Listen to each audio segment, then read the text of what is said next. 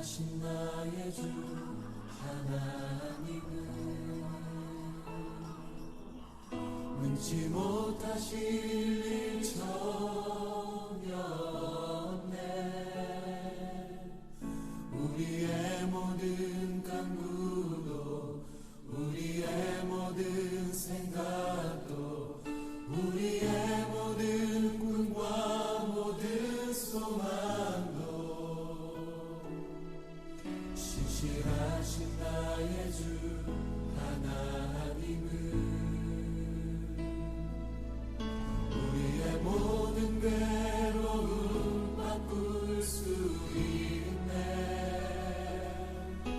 불가능한 일 행하시고 죽은 자를 일으키시니 그를 이길 자 아무도 없네.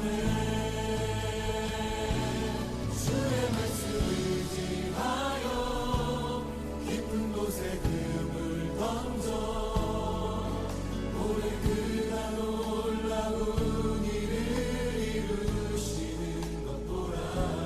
주의 말씀 의지하여 믿음으로 금을 던져 믿는 자에게 능치 못함 없네.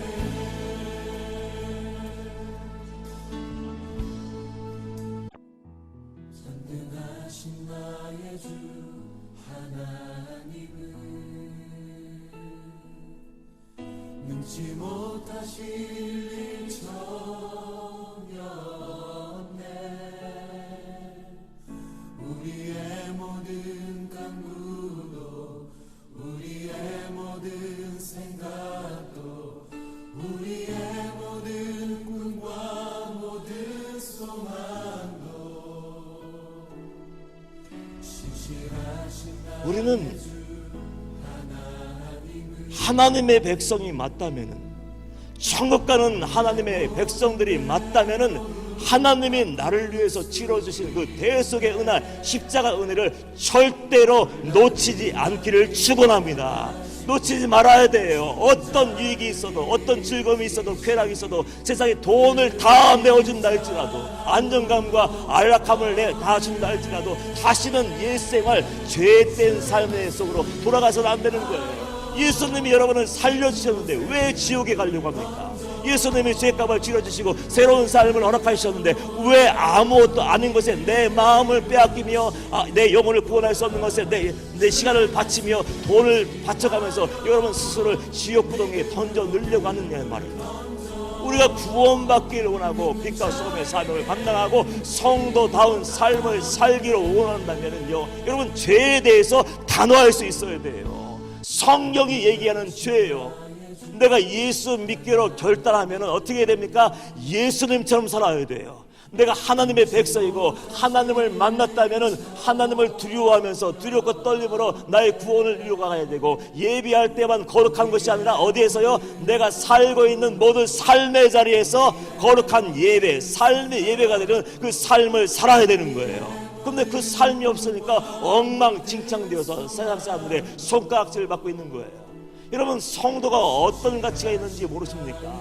여러분을 죄인이었을 때 예수님이 여러분을 구원하기 위해서, 저를 구원하기 위해서 이 땅에 오셨어요. 그냥 내버려 두면은 죄 짓다가 세상 온갖 비리에 연루되어서 그렇게 살다가 탐욕적인 삶을 살다가 지옥에 갈 수밖에 없는 저와 여러분을 살리기 위해서 하나님이 치러주신 대가가 무엇인지 진지하게 생각한 적이 있습니까? 진지하게 생각을 할 수 있어야 돼요. 나 가만 놔두면 그렇게 살다가 내 마음대로 살다가 지옥에 갈 수밖에 없고 지옥 판결을 받아도 할 말이 없는 사람이었는데, 하나님이 우리를 불쌍히 여기셔서 나를 구원하기 위해서 하나밖에 없는 독생자 외아들을 이 땅에 대속제물, 화목제물로 보내주셨어요. 죄는 내가 지었지 않습니까? 죄는 여러분이 지었어요. 법적으로 문제가 없을지라도 마음으로 지은 죄, 생각으로 지은 죄, 말로 지은 죄, 입술로 지은 죄, 어마어마한 죄가 우리 안에 가득 차 있습니다.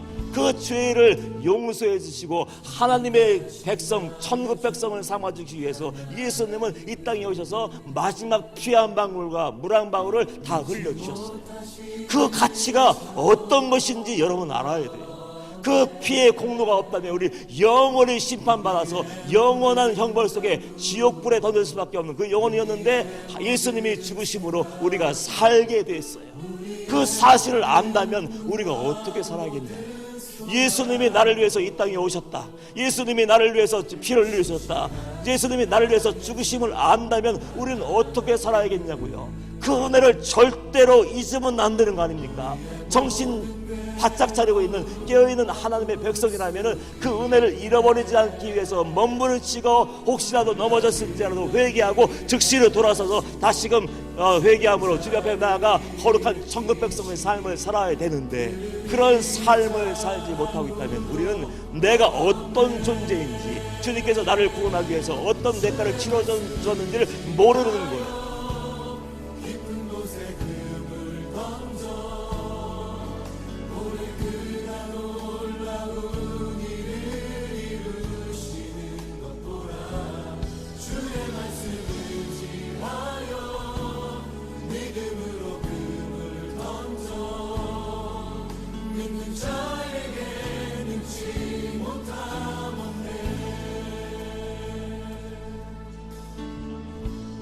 전능하신 나의 주 하나님은